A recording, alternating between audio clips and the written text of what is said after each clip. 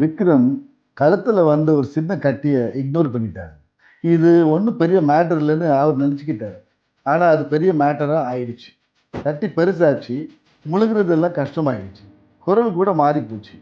நான் doctor Alex இது மாதிரி நிறைய பேரை பார்த்துருக்கேன். தலை மற்றும் கழுத்து பகுதியில் அப்நார்மல் செல் க்ரோத் யூஸ்வலாக இக்னோர் பண்ணிவிடுவாங்க. அது பெருசாக ஆகிற வரைக்கும் எந்த ஆக்ஷனும் எடுக்க மாட்டாங்க. தலை மற்றும் கழுத்து பகுதியில் வர்ற கேன்சர் எப்போவும் சின்னதாக தான் ஆரம்பிக்கும். முழங்குறதுக்கு கஷ்டம், குரல் மாறி போகிறது, இதெல்லாம் உங்கள் பாடி தர ஏர்லி வார்னிங்ஸ். இந்த மாதிரி சிம்டம்ஸ் இருந்தால் அதை இக்னோர் பண்ணிடாதீங்க. சிம்பிளாக ஒரு டெஸ்ட்டு இல்லை பயாப்சி பண்ணாலே ஹைப்பர்ட்ராஃபி இல்லைன்னா மேலிக்னன்ட் க்ரோத்தை கண்டுபிடிச்சிடலாம். விக்ரம் லேட் பண்ணதுனால ஸ்டேஜ் 1 கேன்சர் ஸ்டேஜ் 3 கேன்சராக மாறிடுச்சு. ட்ரீட்மெண்ட் ரொம்ப அக்ரெசிவாக பண்ண வேண்டியதாகிடுச்சு. வலியும் அதிகமாகிடுச்சு. ஆனால் நாங்கள் அந்த டியூமரை சும்மா விடலை.